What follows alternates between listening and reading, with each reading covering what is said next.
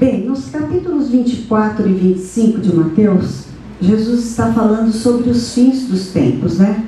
No verso do 24, verso 3, tendo Jesus se assentado no Monte das Oliveiras, os discípulos dirigiram-se a ele em particular e disseram: dize-nos, quando acontecerá essas coisas?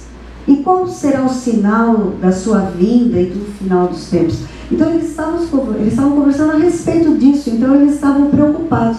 Será que é isso? O Senhor já veio mesmo? Então, será que o que estava para acontecer já está acontecendo? Então, essa era a dúvida deles. E Jesus, então, respondendo aos questionamentos, né, ele conta 3 parábolas, né, dos servos, das virgens e dos talentos. Nas 3 parábolas, ele faz comparação entre pessoas. Ele mostra 2 tipos de pessoa. Nós temos hoje que ficar prestando atenção que tipo de pessoa que nós somos. Porque nas 3 ele faz. No primeiro, do servo, ele fala do servo fiel e do insensato, com o servo mau. Esse aí já está até, já não estava nem querendo saber, já estava fazendo tudo de errado mesmo, mas ele faz a comparação entre aquele servo fiel. Das virgens, as prudentes com as insensatas, que eu quero me ater, do servo bom e fiel que soube usar o seu talento, com o servo mau que enterrou o seu talento. Em todas essas parábolas, é a mesma mensagem. Ele avisa que vai se ausentar, fala, estou indo, mas ele vai retornar. Ele avisou, nas 3 ele avisa. Em todas as parábolas, ele leva mais tempo do que as pessoas estão imaginando, né? E as pessoas têm que saber que tem que estar preparado. A gente não sabe o dia nem a hora, né? Nenhuma delas mostra, e ele fala que ninguém sabe. Nem os anjos, nem ele, né? Somente o Pai sabe quando será esse retorno. Então, primeiro eu quero posicionar que nós estamos nesse retorno, sim. Por quê? Se nós fôssemos dar assim, uma pincelada lá em Gênesis, quando tinha aquela coisa maravilhosa do encontro de Deus com o homem e a mulher na virada do dia, Deus tinha uma intimidade com o homem e com a mulher, e ele tem esse prazer. Mas houve a desobediência, né? E o pecado entrou no mundo. Aí ele tentou por várias vezes, né, com homens, né, Abraão, com nações e tal, mas daí ele falou, não, tenho que mandar mesmo o meu filho unigênito. E ele veio. Ele veio, morreu, verteu seu sangue. E esse momento, antes dele verter o sangue, ele está conversando. Ele falou, olha, vou voltar. Esperem. Porque os discípulos achavam que ele estaria vindo para derrubar Roma, né? Ou aquela maneira como Roma estava sitiando todos os judeus, fazendo algo que ninguém estava aguentando. Então Jesus fala, olha, vai acontecer tudo isso, eu vou ter que sofrer mesmo todas as retaliações, tudo aquilo que está escrito sobre o Filho do Homem. E ele passa por tudo isso que nós sabemos, e quem não sabe vai ter que ler muito mais ainda a palavra para saber, né? Mas eu creio que aqui temos pessoas que têm uma noção, mas se não tiver também, a gente depois vai poder ensinar umas às outras. Então, a parábola, a gente percebe que na parábola do servo mau, do capítulo 24, 48, olha o que ele faz, o que ele fala. Mas suponham que esse servo seja mau e diga a si mesmo, o meu senhor está demorando, não vou nem ficar mais preocupado. E então comece a bater em seus conservos e a comer e a beber com os beberrões. Então ele já largou de mão, ele não está nem um pouquinho preocupado. Então a gente logo percebe uma pessoa que é fiel e outra que não é. É bem visível. Nós não estamos aqui tentando aprender para olhar para o outro, não, tá? Eu quero que cada um pense assim: eu estou aqui ouvindo essa pregação, será que é para mim? Mas vamos lá. Mas quando se trata da parábola das virgens, vejam que todas estavam esperando ele voltar. Aparentemente, olhando, eram 10 virgens, elas estavam preparadas. Por que será que teve diferença, né? Quando eu li um trecho de um autor, que agora me falha a memória o nome dele, ele disse que as virgens que todas estavam dormindo, não significa que as 5 que eram aprudentes eram super virgens, não. Elas eram pessoas normais, dormiam, comiam, trabalhavam, faziam tudo. Então aquele dormir não era um dormir de estar deixando, era um dormir do aspecto normal da vida da gente. Mas quando nós vemos que todas elas tinham sido convidadas pelo banquete. Então todas tinham ouvido o chamado de Jesus: vem, como Jesus faz sempre, vem, segue-me. Bem, mas aí acontece algo. E nesse momento, quando as virgens começam a perceber que é avisado que o noivo está vindo, cinco já levantam, estão prontinhas, e as outras não. Mas eu quero então reforçar aqui o que faz uma pessoa estar preparada. São alguns itens que eu quero ressaltar aqui. Então, o estilo de vida dos fins dos tempos não é pela intensidade com que se faz alguma coisa, mas é com a constância dessa intensidade, essa constância. Então, porque a candeia é uma maneira de você carregar o óleo, mas é o óleo que é importante para colocar ali, senão a candeia vai ficar apagada, sem nada para ser de combustível. Então, o desafio na vida, para nós, o desafio hoje, não é começar com um grande potência queimando e gritando, tô pegando fogo. Não, você pode começar, mas desde que você constantemente faça isso. Então a palavra para nossa época é constância. Essa palavra que ontem a pastora Edna veio e falou para mim, falou assim: nossa, é constância, você é uma pessoa constante, né, Nádia? Eu falei: é verdade. Eu não comecei a ler a Bíblia porque eu queria pregar. Não. Quando eu me converti, eu queria ler a Bíblia para conhecer quem era esse Jesus que eu antes achava que estava pregado na cruz. E eu fui numa reunião e me falaram: não, ele está vivo, ele está aqui. Quem quer? Eu fui lá na frente, foi numa reunião da Donep. A Sandra estava lá e viu esse dia, né, Sandra? Você viu esse dia há 22 anos atrás, dia 10 de fevereiro.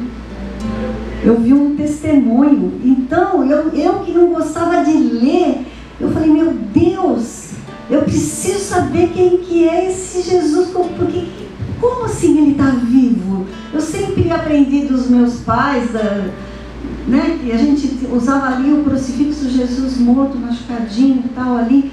E não, a cruz está vazia. A cruz está vazia. Então, eu gosto de João capítulo 15, porque foi o capítulo que, depois de uns 3 meses que eu tinha me convertido, eu ouvi Deus falar comigo. Se foi audível mesmo, ou foi daqui de dentro, eu não sei. Só sei que eu chorei quase 24 horas. porque eu estava lendo lá em João 15, que começa com eu sou a videira. Deixa eu até pegar, porque o 16 que falou, meu pastor, ele: eu sou a videira verdadeira e meu pai é o agricultor. Todo ramo que estando em mim não dá fruto, ele corta. E eu estava lendo isso, e já era pela segunda vez que eu estava lendo o Evangelho de João, porque a pastora Marileia, na época, que estava me discipulando da Igreja Batista Monte Oreb, ela falou assim: olha, leia o Evangelho de João. É assim, a gente começa com o Evangelho de João, ele fala sobre o amor. Então eu vinha lendo tudo aquilo, e quando chegou no versículo 16, parecia que tinha entrado alguém na cozinha, que eu estava na cozinha da minha casa.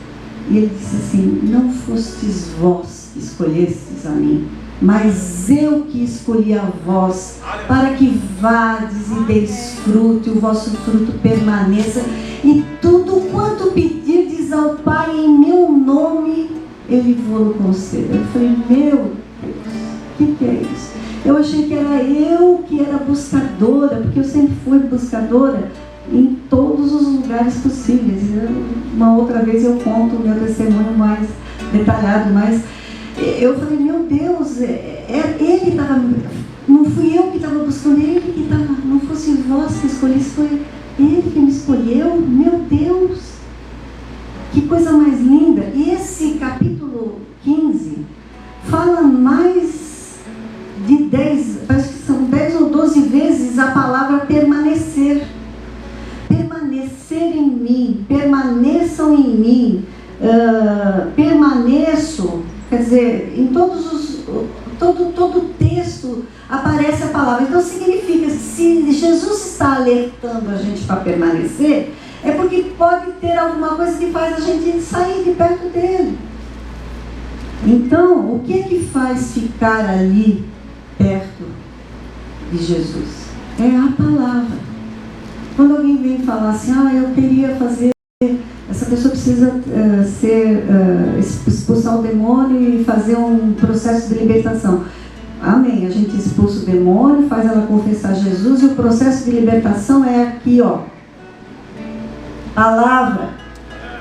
Se você não se alimentar, quem se fortalece é a carne. E aí você volta para as coisas naturais que você estava acostumado a viver. Mas não. Mas aqui nós estamos falando de pessoas que estavam sendo chamadas de virgens. E elas tinham candeia. E no começo todo mundo estava com candeia acesa, né? Então todas elas estavam muito empolgadas no começo. Quem já se sentiu muito mais empolgada no começo? Não vou pedir para levantar a mão, eu também não quero nem levantar, porque na verdade eu procuro sempre me fortalecer para não deixar o primeiro amor, porque uma das cartas lá que João em Apocalipse fala é: volta para aquele primeiro amor. Sabe aquela coisa assim, cada vez que você lia alguma coisa, você fala: meu Deus, parece que eu nunca vi isso, que coisa mais linda. E eu comecei a ler a palavra e a meditar na palavra. E faz 22 anos que eu sou convertida, e eu li já 23 vezes a palavra de Gênesis, Apocalipse, fora as leituras para estudar. Leitura mesmo para saber o quê? Porque isso aqui é uma carta. É uma carta de Deus para nós. Ninguém lê uma carta só um pedacinho. Você quer ler a história inteira. Alguém recebe uma... E ele é o nosso noivo. Se nós estamos apaixonadas, quando a gente está apaixonada, quanto que a gente ficava conversando com o namorado, né? No começo do namoro, naquela época que não tinha celular, né? Mas ele ligava de noite, depois das 10, que era mais barato, e ficávamos horas conversando. Tinha tanta coisa para dizer, tanta coisa para contar, né? Assim é com ele. Ele tem tanta coisa para contar para a gente. Então, mas daí, a palavra constância, eu quero que vocês façam o seguinte: não é para vocês agora, porque eu falei que tem que ser constante, vai chegar aqui e vai falar assim: eu quero ler 30 capítulos por dia. Não, eu quero que você diga assim: eu vou ler um capítulo 30 anos, todo dia. Essa é a constância, lê sempre. Jejum, eu nunca faço jejum, eu faço pouco jejum. Não, eu vou fazer 40 dias de jejum. só água, agora eu vou ficar forte. Não, você vai morrer, porque não é assim que faz jejum. Não. Você vai falar assim, eu vou jejuar pelo menos uma vez na semana por 40 anos. Amém? Ou pelo tempo que a gente fica aqui, enquanto Jesus não voltar e levar a gente. Então isso chama-se constância. Porque tudo é bom, tem gente que é muito bom de começar, mas não de permanecer, não de continuar. E nós precisamos uma constância com Deus. Um segundo estilo de vida que eu quero ressaltar, que não adianta, é o verso 8 do 24, volta lá para o 25, aliás. 25, verso 8. As incessadas disseram às prudentes, deem um pouco do seu óleo. Vejam que elas estavam sempre juntas, né? As insensatas, prudentes, caminhavam juntos, passeavam juntos, saíam juntos, iam tomar café à tarde juntos, faziam reunião juntas. Mas umas eram sensatas, as outras eram prudentes. Então não adianta você andar com gente que está cheia de óleo. Porque óleo não se empresta. Quem tem que encher a sua candeia é você mesmo. Então não adianta eu falar para você assim, olha, eu vou orar muito por você. Eu posso orar muito por você, mas você ser crente 6 horas, sabe? 6 horas por mim, mas ela nunca ora. Vai lá colocar seu joelho. Tem um monte de pessoas aí que andam com calça rasgada. E eu falo, se a sua calça fosse rasgada, de tanto você ficar ajoelhada, aí sim valia a pena andar com essa calça rasgada. Eu brinco com os jovens que, nem só jovens que usam calça rasgada, né? Mas eu brinco, olha o seu joelho todo de fora que você rasgou de tanto orar, que benção, né? Mas não é, na verdade, não é assim. Então, às vezes você fala assim, puxa, eu sou neta da Dona Iracema. Estou livre, porque a Dona Iracema é uma mulher de Deus, né? Não adianta ser neta da... A neta também tem que buscar Deus. Minha esposa é uma bênção, ora muito. Coitadinho, lembra que quando falou, veio, pegou lá, um ficou na cama, o outro foi, um ficou no... Então não adianta andar só andar com... Faz bem andar com gente que busca, que está cheia de óleo, faz bem, porque ela te inspira. E quando você estiver fraca, ela vai te ajudar também, porque nem todo mundo que também está cheio do Espírito Santo está sempre bem. Tem um momento que a gente fica... o inimigo está sempre ao derredor querendo puxar o seu tapetinho. Então, na verdade, nós temos que estar sempre, mas tome cuidado. É bom estar com gente, é bom você estar numa igreja excelente, que tem um pastor, que tem uma palavra boa, mas você se alimenta só no domingo, é a mesma coisa que comer uma feijoada e depois passar a semana inteira sem comer nada. O que vai acontecer? Você não vai sobreviver. Então, orar sempre, jejuar constantemente, buscar intimidade com Deus na palavra, não é só ler a palavra. Talvez você até pudesse fazer. Bom, quando eu me converti, eu sempre falo isso para todas as pessoas. Outro dia mesmo atendi uma menina que veio aqui e ela aceitou Jesus no gabinete e eu imediatamente fui buscar um pão diário, um pãozinho diário, uma meditação diária, porque eu me converti ganhando um pão diário ali todo dia. Eu faço isso até hoje. Só que hoje, claro, eu faço outros tipos de devocionais um pouco mais fortes, mas esse dali foi assim, aquele start para fazer com que você leia uma palavra, um versículo bíblico, um textozinho maiorzinho e uma explicação. E aquilo, homeopaticamente, você está aprendendo a comer aquele alimento que vai te fortalecer a sua vida espiritual.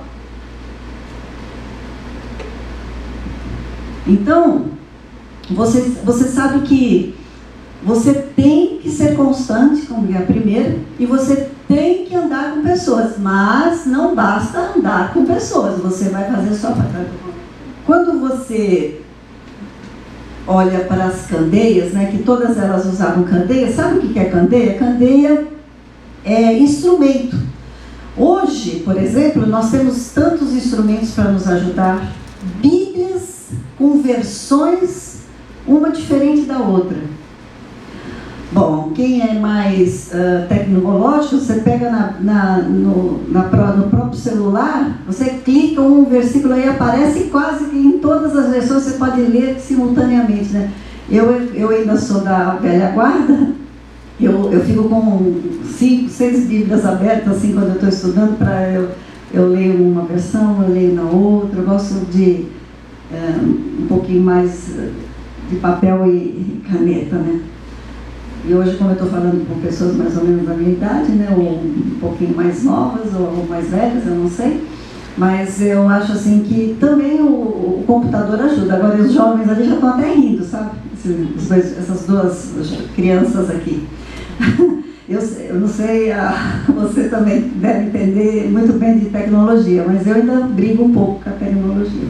Por isso que a própria Bruna me ajuda muito.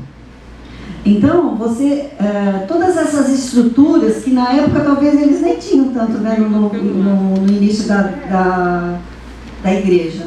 Hoje nós temos tantas coisas, escola ministerial, agora online, então a gente entra, faz a aula, tira dúvidas, tem ali pessoas que a gente pode mandar no Google, então, mas só que toma cuidado para quem que você pergunta no Google, né, porque ele pode responder alguma coisa que não seja. Mas você pode também fazer tanta pesquisa, quantas palavras tem com a mesma frequência, que mesmo no caso do capítulo 15, você vai lá, puxa as palavras permanecer, para ver quantas vezes aparecem na Bíblia. Agora é tudo muito mais fácil. Então você vai sempre buscar. Tem pessoas que falam assim, eu vou mudar de igreja porque essa igreja não está me alimentando. Não é o caso de ficar mudando de candeia, não. Não é a candeia que é mais bonitinha, mais redondinha, não. O importante é o óleo que você coloca dentro dessa candeia.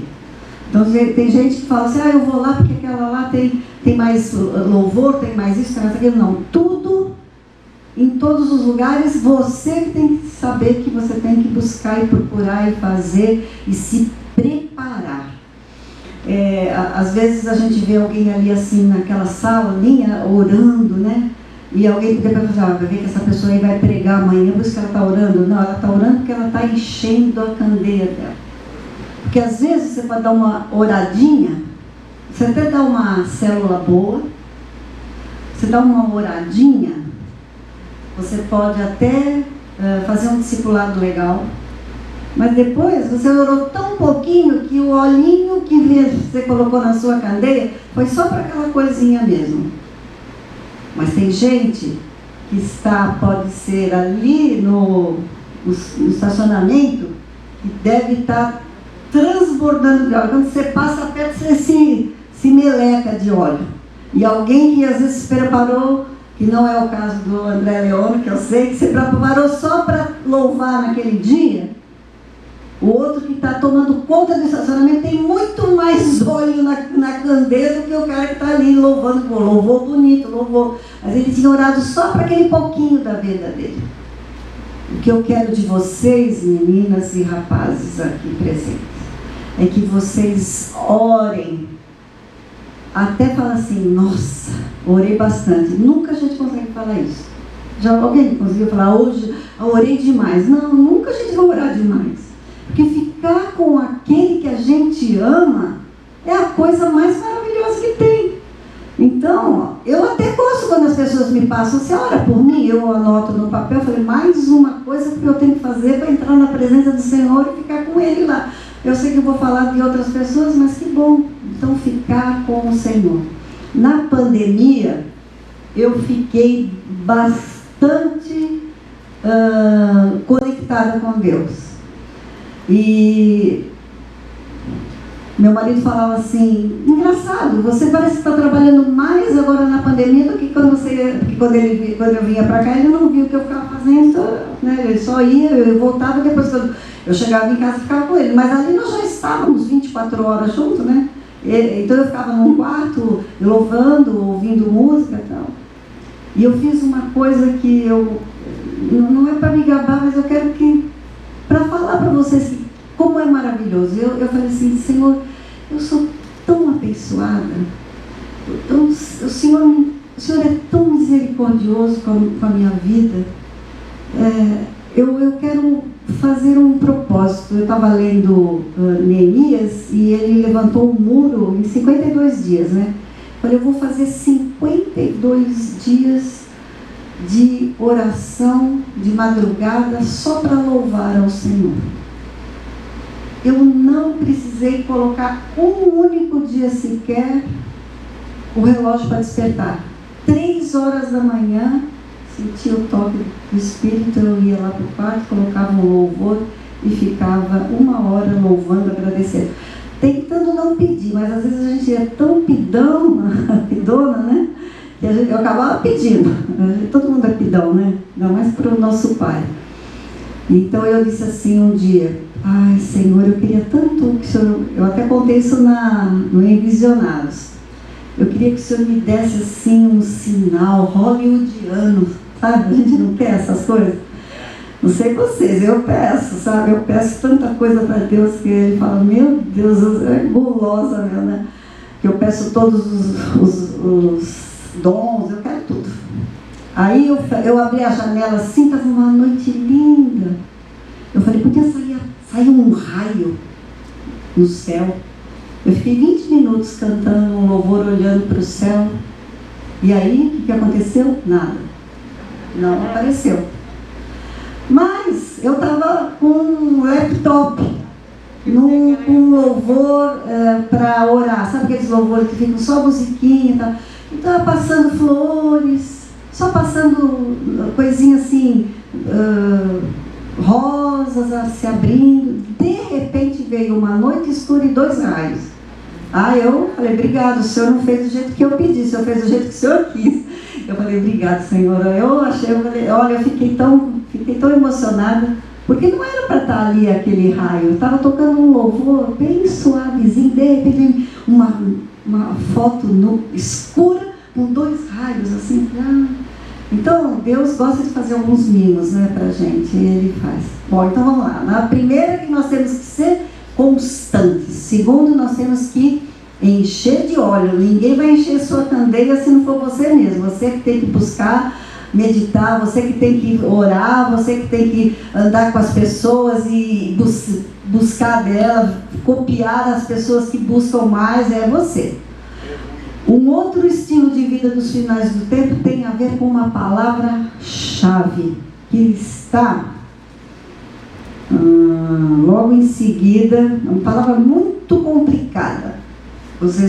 Eu achei complicada, vocês acham que vão achar também. Elas perguntaram assim: dê-nos um pouco do seu óleo, pois a nossa candeia está se apagando. O que as prudentes responderam? Não. Essa é a palavra. Essa é a época do não. Você já viu aquela série que saiu da Netflix? Não. Você já viu aquele jogo novo que você fica quase 2 horas para tentar passar de fase? Não. Você quer passear comigo e dormir até mais tarde, amanhã a gente não? Não. Nós estamos nos enchendo de coisas que nós temos que aprender a falar não, porque está tirando o nosso tempo de ficar com Deus. Aprenda a falar não para as coisas que te tiram do sim que você tinha que dar para Deus. Não. Você tem que aprender a remir o seu tempo. Os seus nãos é que revelam quais são as suas prioridades. Nós precisamos cuidar de tudo da nossa vida. Então, eu levanto cedo, mas eu não vou dormir tarde. Se tiver que fazer uma visita numa célula, eu vou lá na célula, e às vezes no final ficam comendo e conversando e vão ficando até mais tarde. Gente, tem que pegar João 7,53, que Jesus disse: e todos foram para a sua casa. Porque se você ficar até mais tarde, você vai dormir muito tarde. E se você no outro dia tinha que levantar cedo para fazer seu devocional antes de trabalhar, você não vai conseguir. E aí você vai trabalhar o dia inteiro. E quando você chegou à noite, você já está cansado, você não falou com Deus. Aprenda a falar não. Aprenda a dizer sim para as prioridades. É tempo de buscar incessantemente ao Senhor. É tempo de estar com Ele e dizer: Senhor, eis-me aqui, eis-me aqui. Conforme você mostra para os outros da sua casa como é que você gasta o seu tempo, é que as pessoas vão perceber a diferença da sua vida. Novela, Big Brother, isso eu não vou nem falar, porque isso aí a gente já está careca de saber. Falar não para coisas do tipo roubar, mentir, isso aí também, eu estou falando para pessoas que já sabem que tudo isso é não. Eu estou falando coisas até, porque é pecado assistir uma Netflix? Não, não é. Mas você começa a assistir uma série, depois você emenda numa outra série, quando você vê, você ficou até madrugada. Não é? Então toma cuidado. Você pode assistir um filme? Claro que você pode. Meu Deus, ninguém está falando nada de... Eu não sou nenhuma careta, não. Às vezes meu marido fala assim: olha, assisti um filme lindo ontem à tarde e tal. Ele fala: vamos assistir comigo? Eu falo: vamos, eu vou assistir com ele. Agora, pegar série. Tem gente que já assistiu todas as séries do Netflix. Agora você pergunta: esse ano aqui, você já começou a ler a Bíblia? Já leu pelo menos alguma coisa do Novo Testamento? Algum provérbio? Um salminho? Ah, não tive tempo ainda não. Ah, correria, eu estava viajando, eu fui viajar, eu estou de férias. Não fez nada. Remira o tempo. Faça o que é prioritário. Prioritário é buscar Deus. Por quê? Mateus 6,33. Busca primeiro o reino de Deus e a sua justiça, e todas as demais coisas vos serão acrescentadas. Todas. Todas significa todas. Ele está sabendo do que a gente precisa. E o último estilo de vida dos finais do tempo significa que ter muita informação de Jesus não significa que você conhece, ou que Ele te conhece. Porque Jesus falou assim: não vos conheço. Então tem gente que busca muita informação de Jesus, lê um monte de livro de outras pessoas que escreveram sobre as palavras, mas não lê na Bíblia. O autor da Bíblia é o Espírito Santo. Ele está dentro de você se você convidou Jesus para ser dono da sua vida. Quando você lê a palavra, se você não entender, o Espírito Santo te revela. Mas você tem que estar interessada. Quando você vai ler a palavra, você ora antes. Fala: Senhor, eu vou meditar aqui no Novo Testamento. Eu vou começar lendo por Mateus. Fala comigo. E Ele vai falar. Ele tem prazer em falar com você. Porque às vezes você lê um livro de santas pessoas explicando certas coisas. E eu pergunto assim: esse ano você já leu a Bíblia? Não, mas já leu 300 outros livros. Não que seja errado ler os outros, você pode ler, desde que você também leia a Bíblia. No começo eu só li a Bíblia. A pastora Marileia, eu gosto de falar dela porque ela foi assim um marco na minha vida. Ela não ficava insistindo ali, eu fazia todas as liçõezinhas que ela me dava era de ler palavra. E olha, como eu disse, eu era professora de matemática, eu não gostava daquilo não, mas eu me apaixonei pela palavra. E eu posso dizer sem medo de errar, desde o dia 10 de fevereiro de 1999 até hoje eu não passo um dia sequer sem comer da palavra. Tem dias que eu como mais, tem dias que eu como menos. Mas eu não deixo de naquele dia ter feito a minha meditação. Tanto é que o meu pão diário é a minha agenda. Para colocar os aniversários das pessoas que eu tenho que lembrar, dos compromissos que eu tenho, um médico marcado, eu vou lá e já marco ali, é a minha agenda, porque aquilo é a primeira coisa que eu faço no dia. Então, nós sabemos que buscar a Deus requer um esforço, mas que é um esforço prazeroso.